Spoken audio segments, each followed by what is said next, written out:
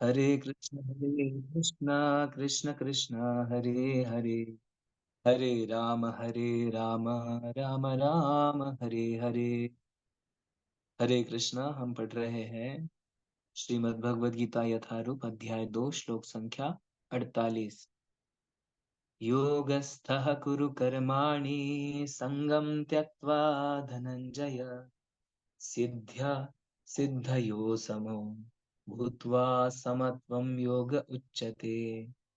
योगस्थः कुरु कर्माणि संगम त्यक्त्वा धनंजय, सिद्धा सिद्ध्ययो समो भूत्वा समत्वं योग उच्यते। अनुवाद तथा तात्पर्य श्रील प्रभुपाद द्वारा। श्रील प्रभुपाद की जय। हे अर्जुन, जय अथवा पराजय की समस्त आसक्ति त्याग कर समभाव से अपना कर्म करो, ऐसी समता योग कहलाती है। तो पिछले श्लोक में भगवान ने कहा, बहुत फेमस श्लोक था कल का, कर्मण्यवाधिकारस्ते मा फलेषु कदाचन मा कर्म फल हेतुर्भुर मा ते संगोस्तु कर्मणि। तो भगवान कह रहे हैं कि तुम्हें अपने कर्तव्य या कर्म करने का अधिकार है, लेकिन फलों पे तुम्हारा कोई अधिकार नहीं है। तुम न तो कभी अपने कर्मों के फलों का कारण मानो अपने आप को, ना कभी अपने कर्मों के फलों का कारण मानो, ना ही मैं कर्म ही नहीं करूंगा इसमें आसक्त हो।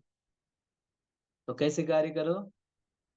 भगवान कह रहे हैं कि हे अर्जुन, तुम जय अथवा पराजय की समस्त आसक्ति को त्याग कर समभाव से अपना कार्य करो, अपना कर्म करो।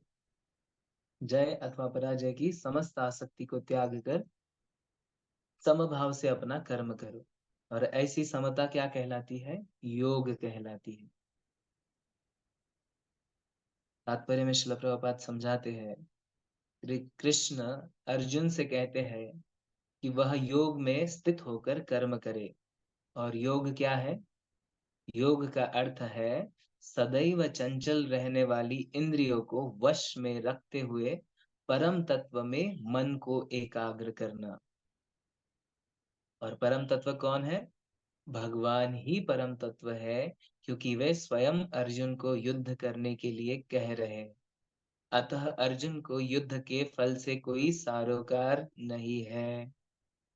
श्रील प्रभुपाद जी कहते हैं कि भगवान श्री कृष्ण अर्जुन को योग में स्थित होकर कर्म करने को कह रहे हैं, लेकिन वास्तविकता में योग क्या है?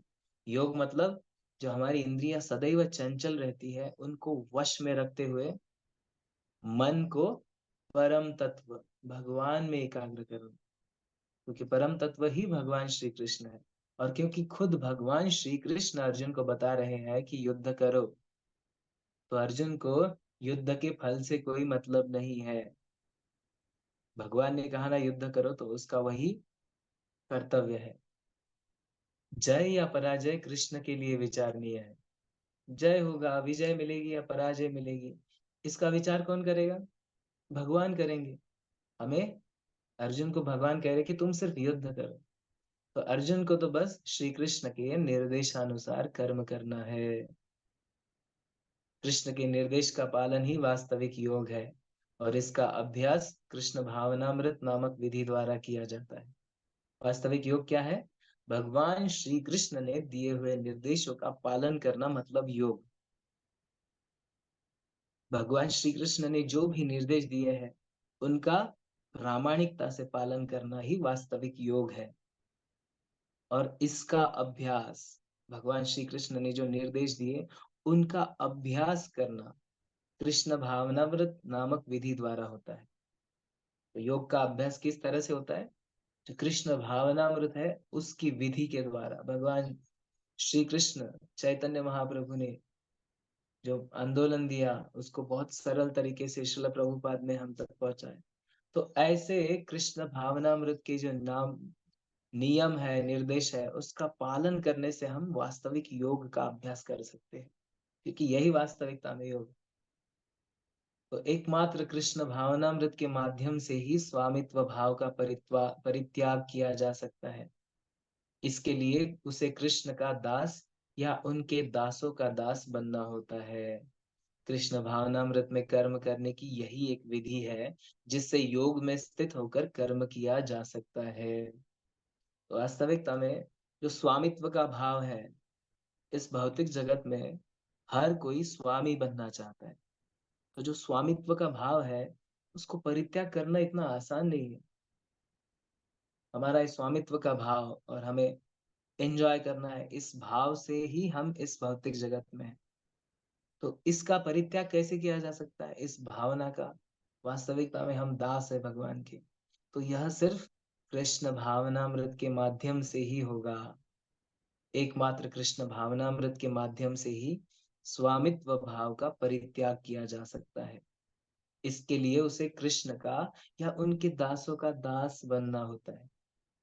तो स्वामित्व का परित्याग करने के लिए क्या करना होता है? हमें भगवान श्री कृष्ण का दास बनना होता है, या भगवान श्री कृष्ण के दासों का दास बनना होता है। तो कृष्ण भावनामृत में कर्म करने इसकी यही एक विधि है जिससे योग में स्थित होकर कर्म किया जा सकता है। अर्जुन क्षत्रिय है, अतः वह वर्णाश्रम धर्म का अनुयायी है। विष्णु पुराण में कहा गया है कि वर्णाश्रम धर्म का एकमात्र उद्देश्य है विष्णु को प्रसन्न करना। सांसारिक नियम है कि लोग अपने पहले अपनी तुष्टि करते हैं, किंतु यहाँ तो अपने को तुष्ट न करके कृष्ण को तुष्ट करना है। अतः कृष्ण को तुष्ट किए बिना कोई वर्णाश्रम धर्म का पालन कर भी नहीं सकता।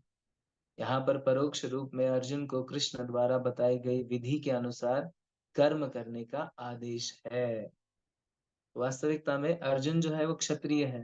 वर्णाश्रम धर्म में 4 वर्ण 4 आश्रम आते हैं, तो वह क्षत्रिय है, इसलिए वर्णाश्रम धर्म का अनुयायी है।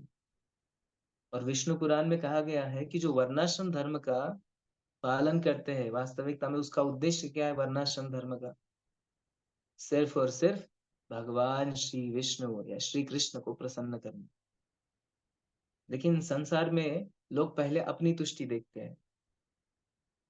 संसार में ऐसा नियम बना है कि पहले अपनी इंद्रिय तृप्ति देखो, अपने को संतुष्ट करो। लेकिन यहाँ क्या कहा है? अपने को तुष्ट न करके हमें भगवान श्री कृष्ण को तुष्ट करना है, भगवान श्री कृष्ण की प्रसन्नता के लिए कार्य करना है। क्योंकि जब तक भगवान को तुष्ट नहीं करेंगे, तो वर्णाश्रम धर्म का पालन हम कर भी नहीं सकते। तो यहाँ श्रील प्रभुपाद कह रहे हैं कि अर्जुन को कृष्ण द्वारा बताई गई विधि के अनुसार ही कर्म करने का आदेश है। क्योंकि कर्म कैसे हो? धर्मस्तु साक्षात भगवत प्रणीतम, भगवान ने जो बोला है वही वास्तविकता में धर्म है, और भगवान की प्रसन्नता के लिए किया गया कार्य ही वास्तविकता में हमारे हमारे लिए अच्छा है या तुष्टि का कारण बन सकता है। श्लोक संख्या 39। दूरेण ह्य 49। दूरेण ह्यवरं कर्म बुद्धि योगा धनंजय, बुद्धौ शरणमन्विच्छ कृपणः फलहेतवः। दूरेण ह्यवरं कर्म बुद्धि योगा धनंजय, बुद्धौ शरणम अन्विच्छ कृपणा फलहेतवः।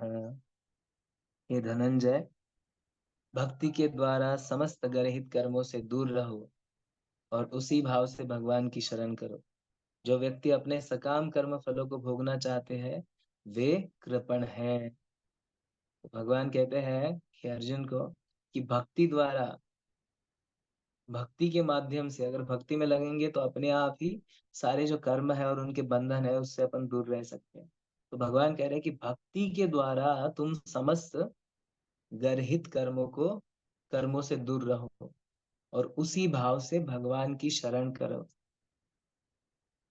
जो व्यक्ति अपने सकाम कर्म फलों को भोगना चाहते हैं, जो फल की इच्छा से, भोग की इच्छा से कार्य करते हैं, वे वास्तविकता में कृपण है। जैसा कि हमने डीवाइस में देखा था, कृपण माने कौन? कंजूस, है ना? तो जो वास्तविकता में यह मनुष्य जन्म मिला है उसका योग्य वापर नहीं करता है, सिर्फ इंद्रिय तृप्ति करता है, उसे वास्तविकता में कृपण कहा जाता है। तो तात्पर्य में श्रील प्रभुपाद बताते हैं कि जो व्यक्ति भगवान के दास के रूप में अपने स्वरूप को समझ लेता है, वह कृष्ण भावनामृत में स्थित रहने के अतिरिक्त सारे कर्मों को छोड़ देता है। जो व्यक्ति भगवान के दास के रूप में अपने स्वरूप को समझता है कि मैं भगवान का नित्य दास हूँ, वह कृष्ण भावनामृत में स्थित रहने के लिए अतिरिक्त सारे कर्मों को छोड़ देता है। छोड़ देता है मतलब वह इंद्रिय तृप्ति के लिए कार्य नहीं करता, वो भगवान की प्रसन्नता के लिए कार्य करता है। जीव के लिए ऐसी भक्ति कर्म का सही मार्ग है। तो भक्ति ही कर्म का सही मार्ग है जीवों के लिए। केवल कृपण ही अपने सकाम कर्मों का फल भोगना चाहते हैं, किंतु इससे क्या होता है, वे भव बंधन में और अधिक फंसते जाते हैं। जो कृपण व्यक्ति होते हैं वो क्या करते हैं, अपने जो सकाम कर्म है उसके फलों को भोगना चाहते हैं, इंद्रिय तृप्ति करना चाहते हैं, भोग की कामना से कर्म करते हैं। तो क्या होता है, वे इस जन्म मृत्यु के चक्र में और अधिक फंसते जाते हैं, नया नया जन्म वह धारण करते रहते हैं। वास्तविकता में कर्मों का क्या प्रॉब्लम है कि हम अनादिकाल तक यहाँ पे अलग अलग शरीरों में अटके रहेंगे। तो इसलिए भक्ति ही सही मार्ग है कर्म का। तो श्रील प्रभुपाद कह रहे हैं कि कृष्ण भावनामृत के अतिरिक्त जितने भी कर्म संपन्न किए जाते हैं वे गर्हित है, और क्योंकि इससे कर्ता जन्म मृत्यु के चक्र में लगातार फंसा रहता है। तो अगर भगवान की प्रसन्नता के लिए नहीं किए कार्य, तो सारे के सारे कार्य कृष्ण भावनामृत में नहीं किए हुए जो अपनी इंद्रिय तृप्ति के लिए किए जाते हैं, वे वास्तविकता में निषिद्ध है। और इसे करने से क्या होता है, जन्म मृत्यु के चक्र में लगातार फंसा रहना पड़ता है। अतः कभी इसकी आकांक्षा नहीं करनी चाहिए कि मैं कर्म का कारण बनूं। कृष्ण भावनामृत में हर कार्य कृष्ण की तुष्टि के लिए किया जाना चाहिए। कृष्ण भावनामृत में हर कार्य कृष्ण की तुष्टि के लिए किया जाना चाहिए। कृपणों को यह ज्ञात नहीं है कि दैववश या कठोर श्रम से अर्जित संपत्ति का किस तरह सदुपयोग करे। जो कृपण व्यक्ति है उनको जो संपत्ति मिलती है उसका वापर कैसे करे, सदुपयोग कैसे करे, ये भी नहीं जानते। मनुष्य को अपनी सारी शक्ति कृष्ण भावनामृत अर्जित करने में लगानी चाहिए। मनुष्य को अपनी सारी शक्ति, अपना सारा सामर्थ्य भगवान श्री कृष्ण की प्रसन्नता के लिए करना चाहिए। इससे उसका जीवन सफल हो सकेगा। कृपणों की भांति अभागे व्यक्ति अपनी मानवीय शक्ति को भगवान की सेवा में नहीं लगाते। कृपणों की भांति अभागे जो व्यक्ति है, वे मानव शरीर मिला है, उसमें जो शक्ति मिली है, वास्तविकता में इसी मानव जीवन में हम भगवान की सेवा कर सकते हैं। लेकिन कृपण व्यक्ति क्या करते हैं, अपनी इंद्रिय भोग में ऐसे उलझ जाते हैं कि भगवान की कभी सेवा ही नहीं करते। और सेवा नहीं करते इसलिए अपने ही कर्म बंधनों में फंस जाते हैं और बारंबार यहाँ पे जन्म मृत्यु के चक्र में अटक जाते हैं। ठीक है, किसी का कोई प्रश्न हो तो पूछ सकते हैं।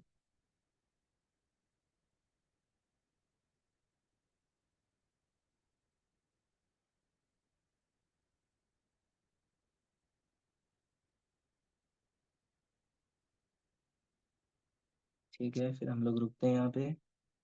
जगत गुरु श्रील प्रभुपाद की जय, समवेत भक्त वृंद की जय, निताई गौर प्रेमानंद हरि हरि बोल।